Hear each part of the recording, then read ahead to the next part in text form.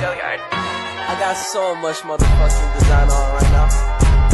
Break it down, bring it back, make it clap. I got 3 old thoughts, new guap, where that thing. Bitches on my line, and you know. Warahmatullahi wabarakatuh. Waalaikumsalam warahmatullahi wabarakatuh.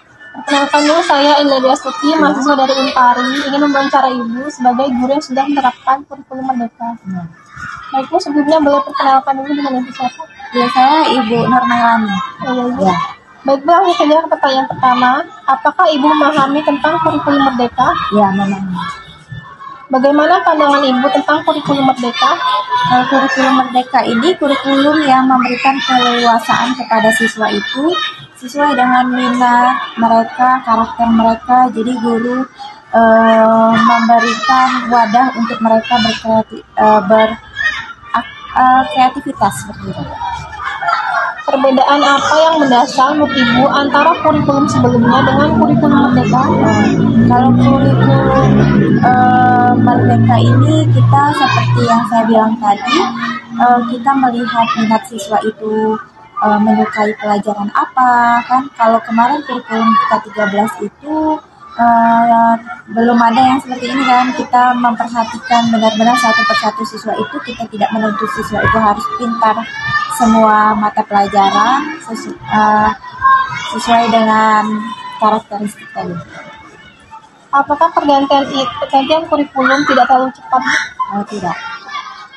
Apakah sekolah Ibu telah menerapkan kurikulum Merdeka? Ya. Kalau iya, sejak kapan sekolah Ibu menerapkan kurikulum Merdeka? Sejak tahun 2022 dan 2023. Apakah Ibu pernah mengikuti pelatihan kurikulum Merdeka? Ya, pernah. Kalau iya, sudah berapa kali, tingkat apa, dan insight apa yang Ibu dapatkan? Kalau latihannya sudah beberapa kali, 2 kali itu ikut KKG kemarin. Ya. Bagaimana implementasi proyek kurikulum Merdeka dalam pembelajaran di kelas Ibu? Untuk saat ini berjalan dengan baik ya, karena kita menjadi lebih dekat dengan siswa, lebih tahu karakteristik siswa, kemudian siswa juga lebih merasa tidak tertekan karena pembelajarannya menyesuaikan mereka. Proyek apa yang sudah Ibu pernah lakukan? Kalau di SD 63 ini wirausaha dan religius. Terkait dengan profil pelajar Pancasila, profil yang mana yang intens diimplementasikan dalam pembelajaran? Ke religius ya, karena biasanya di SD 63 ini biasanya menerapkan sholawat bersama di hari Jumat, kemudian sholat duha, dan infak itu. Apakah harapan sekolah dengan melaksanakan kurikulum Merdeka? Harapannya sih lebih aktif lagi dalam pembelajaran antara guru dan siswa. Apakah kurikulum Merdeka sesuai dengan kebutuhan siswa dan pembelajaran? Ya, karena siswa lebih fokus ke minat pembelajaran yang mereka sukai.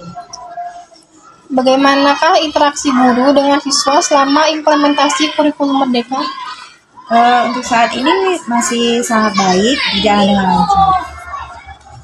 Apakah sebelum mengajar, Ibu merangkai CP, ATP, atau mengembangkan tujuan pembelajaran? Iya. Apa yang Ibu ketahui tentang modul ajar dalam pandangan kurikulum Merdeka? Modul ajar ini kan modul yang dibuat menyesuaikan dengan kondisi sekolah kita. Karena ada beberapa sekolah itu ada yang sekolahnya ini di dekat kota, ada di dalam kota. Nah, itu menyesuaikan sekolah kita, dan buku yang diberikan di sekolah itu juga disesuaikan dengan kondisi sekolah, baru kita buat modul menyesuaikan juga dengan karakteristik siswa tadi. Apakah Ibu membuat RPP atau modul kurikulum Merdeka sendiri? Iya. Bagaimanakah Ibu memasukkan unsur literasi saintifik HOTS P5 atau keterampilan abad 21 di dalam modul yang Ibu buat? Ya, melalui proses pembelajaran tadi, kemudian evaluasi. Apakah Ibu menemui hambatan dalam pembuatan modul dan bagaimana solusinya? Ya, menemukan hambatan itu di karakteristik siswa tadi, kan ada yang dia menyukai pelajaran bahasa Indonesia, olahraga. Nah, itu bagaimana kita lebih kreatif dalam menyesuaikan hambatan-hambatan tadi, guru juga memikirkan bagaimana solusinya supaya mereka tidak merasa tertekan dengan pembelajaran tersebut. Apakah ibu adalah seorang guru penggerak? Tidak. Apakah ibu adalah sekolah penggerak? Tidak. Apa yang ibu lakukan di awal kegiatan pembelajaran? Biasanya tuh ice breaking, menyanyikan yel-yel supaya mereka lebih semangat. Model atau pendekatan apa yang ibu gunakan dalam pembelajaran? Model integratif biasanya. Apa saja buku pegangan yang ibu gunakan di sekolah? Biasanya tuh dari sekolah ada buku guru, kemudian buku Yudhistira biasanya dipakai untuk guru dan siswa. Media apa saja yang ibu pernah buat dan sering digunakan dalam kegiatan pembelajaran? Kalau saya biasanya memakai Infocus, biasanya juga media gambar gitu. Aktivitas apa yang ibu lakukan dalam kegiatan akhir pembelajaran? Biasanya kami menyimpulkan hasil pembelajaran hari ini, menyuruh siswa untuk maju ke depan, bergiliran menyimpulkan pembelajaran yang sudah mereka dapat. Bentuk penilaian apa yang ibu gunakan dalam pembelajaran? Untuk saat ini ada 2, formatif dan sumatif. Apakah ibu menemui hambatan dalam penilaian? Untuk saat ini tidak. Kapan ibu melakukan penilaian? Ya, di akhir pembelajaran, di akhir bab, terus penilaian akhir semester. Apakah setiap soal yang digunakan di sekolah dikembangkan sendiri atau bersama KKG atau lainnya?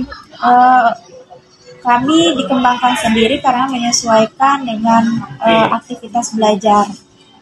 Jadi dikembangkan sendiri. Bagaimanakah proses pengembangan soal dalam asesmen?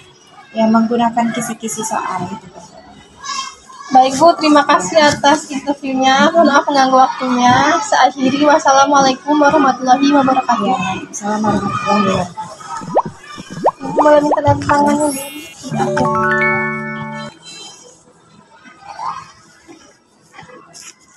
Gimana? Disuruh.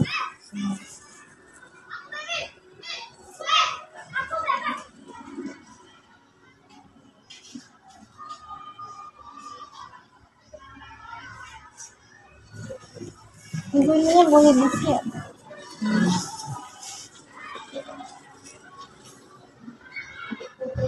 Disuruh Pak Soal.